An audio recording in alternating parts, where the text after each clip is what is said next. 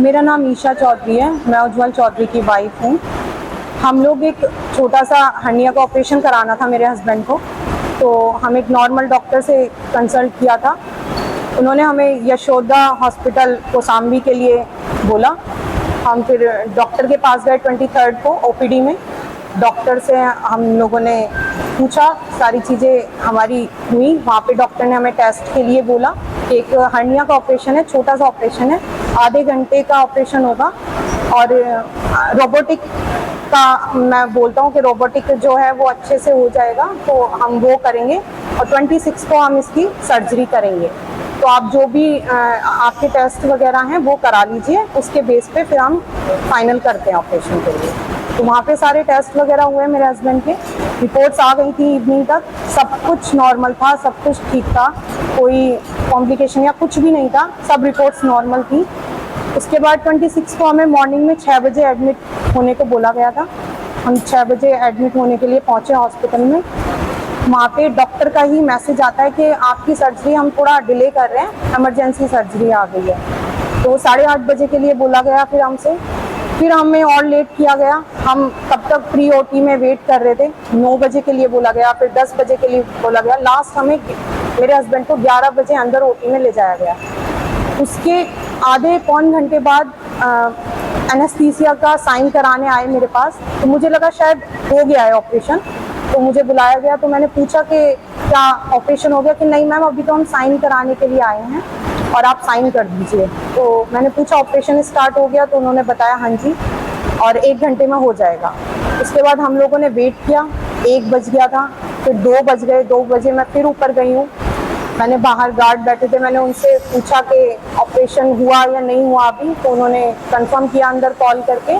तो तब तक ऑपरेशन चल रहा था। फिर 3:30 पौने 4 बजे के आसपास डॉक्टर ने कॉल करके मुझे बुलाया था वहाँ पे, और उन्होंने हमें वीडियो दिखाई थी कि मतलब थोड़ा सा इशू था जो हमने क्लियर कर दिया है, और बस आप प्रेयर कीजिए, और मैं भी प्रेयर कर रहा हूँ।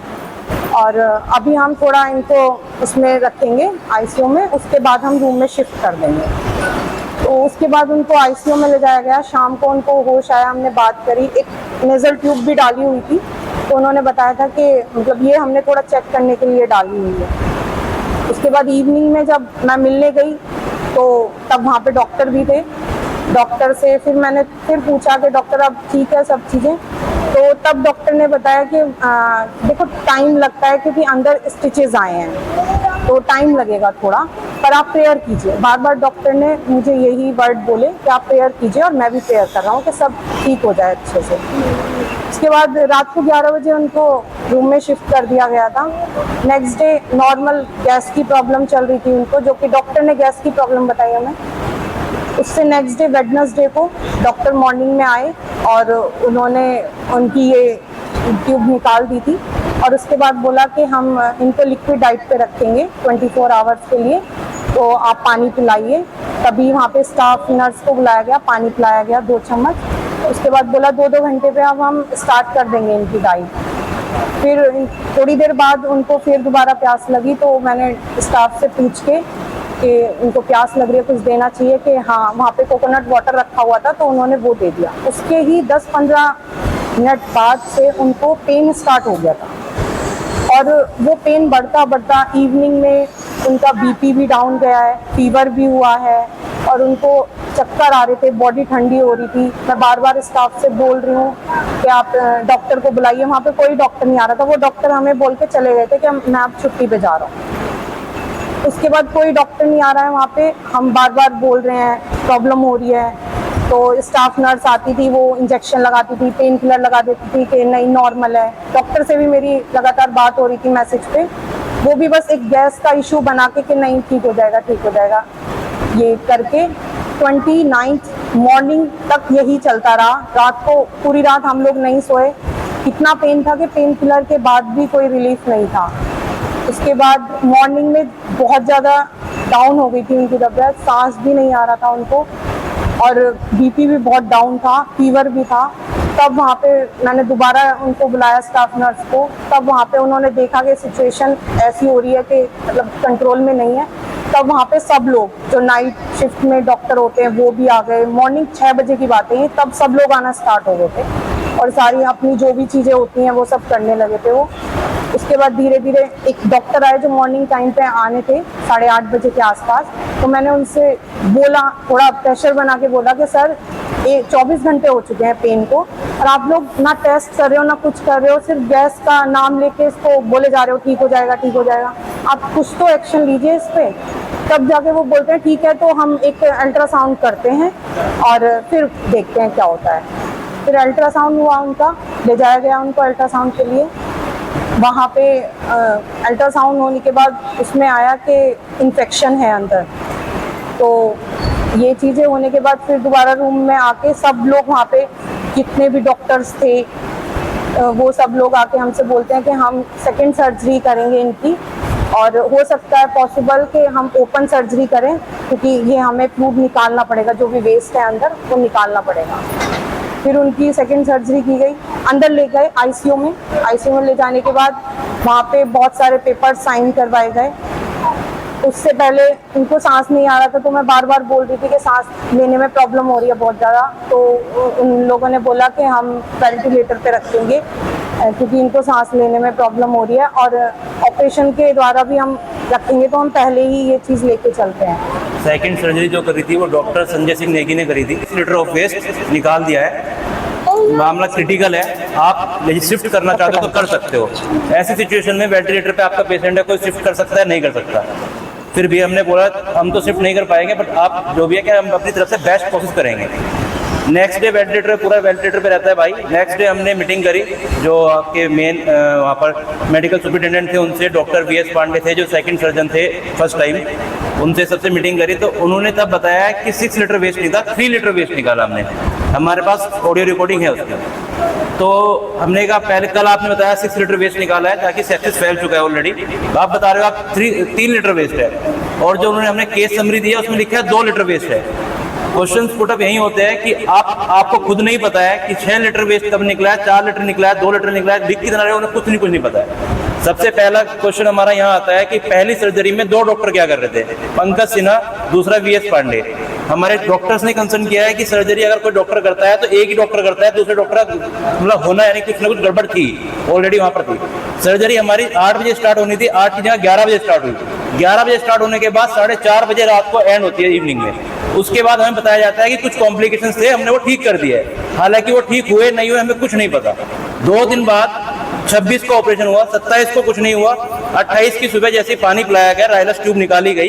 पानी पिलाने के बाद अगर उसके पेट में दर्द हो रहा है, बॉडी नॉन मेडिकल पर्सन उसे जो मिलने आ रहे हैं वो भी देख के बोल रहे हैं कि भाई साहब इसकी हालत खराब है, बट नहीं, कोई डॉक्टर नहीं आया। इवनिंग में पता चलता है कि डॉक्टर पंकज कुमार सिन्हा इंडोनेशिया चला गया है, फैमिली ट्रिप पर चला गया है मतलब। और बीच बीच में बोलता है कि भगवान से प्रे करो, मेडिकल साइंस के होते हुए छोटा सा हर्निया का ऑपरेशन है, भगवान से प्रे करो।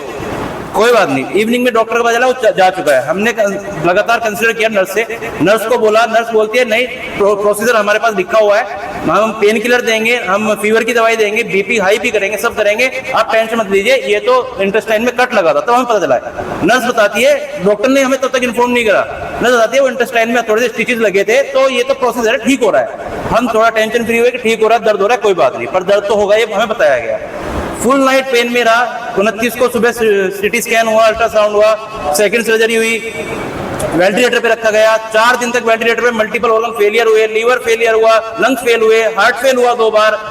और एक बात और मैं कहना चाहूंगा, उसका जो भी इंश्योरेंस क्लेम लिया जो हमें पता ही नहीं था, टोटल बिल 11,87,000 का था, 10,87,000 रुपए वो क्लेम ले चुके थे।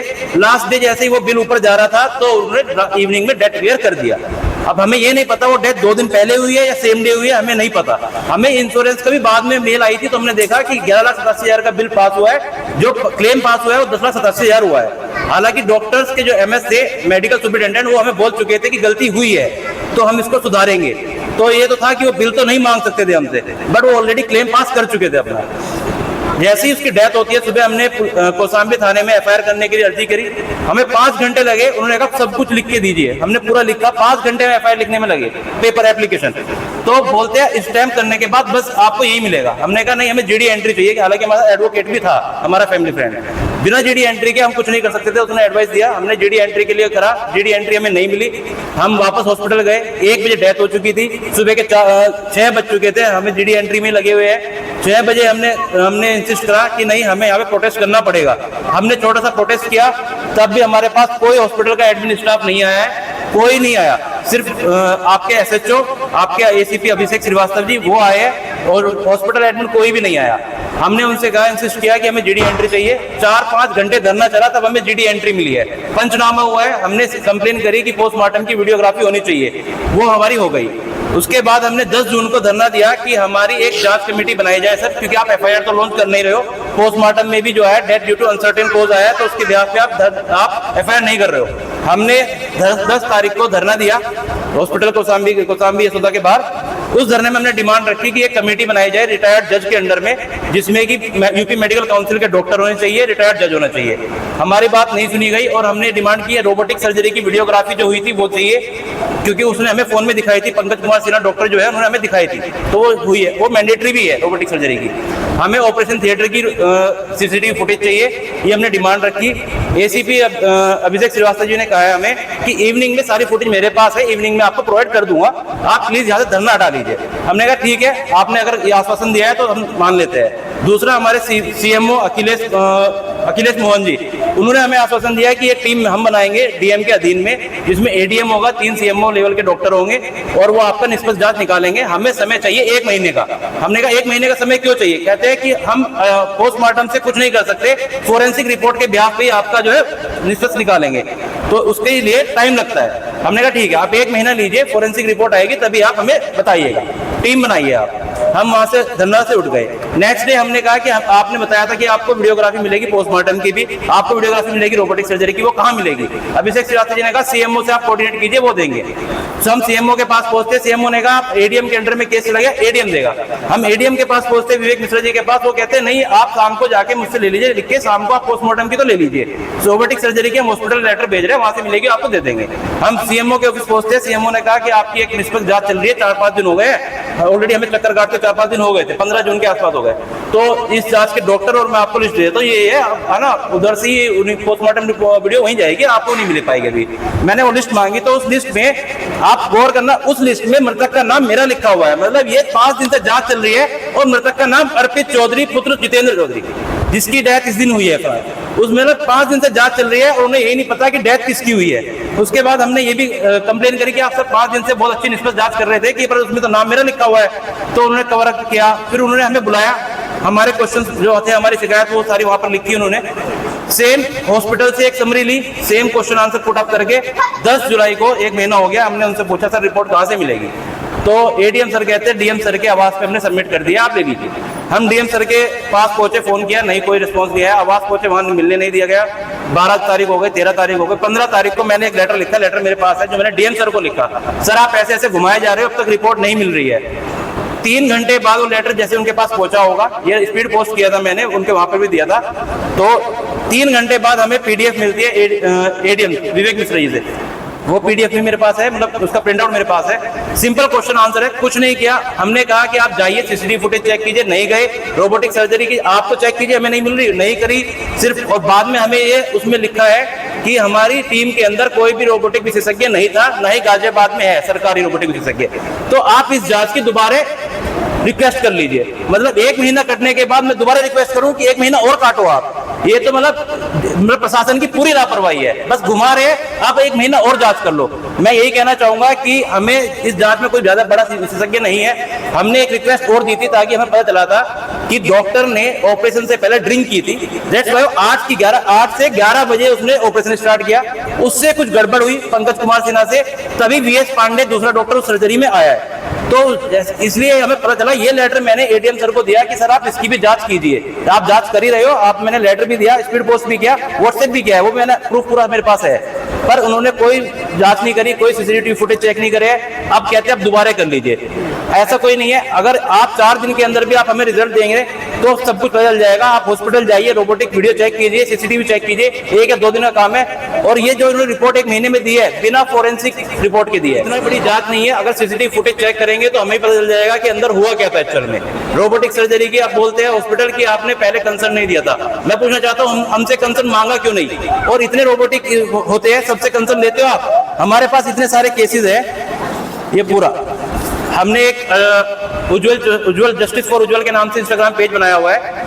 उस पे इतने सारे रिप्लाई है। किसी के फादर एक्सपायर कर दिए, किसी का नॉर्मल गैस का चेस्ट गैस पेन था, उसको स्टेंट डाल दिया, सर्जरी कर दी, मतलब कोमा में चला गया है, वो परेशान है लेडी, उसको बाहर निकाल दिया कि आप अपने ले जाइए अपने हस्बैंड को, कोमा में जा चुके हैं। बहुत सारे कंसर्न है। कोई फीवर में गया, उसको वेंटिलेटर पे कर दिया, सिर्फ किस लिए? उसका इंश्योरेंस है। सबसे पहले इंश्योरेंस कंसिडर करते हैं। इंश्योरेंस है, सीधा इसको आईसीयू में डालो। सेम पैटर्न है 20 से लेके 31 तक। मंथ एंड में जो भी जा रहा है उसकी एक सर्जरी गड़बड़ होती है, दूसरी सर्जरी ठीक होती है, और एंड तक खत्म कर देते हैं। जब तक इंश्योरेंस है सबका सेम पैटर्न है। मेरी बात हुई है, सेम पैटर्न है। जब तक इंश्योरेंस पैनल पे है तब तक वो रखते हैं पेशेंट को, उसके बाद निकाल देते हैं। जिंदा या मुर्दा वो उसकी गारंटी नहीं है।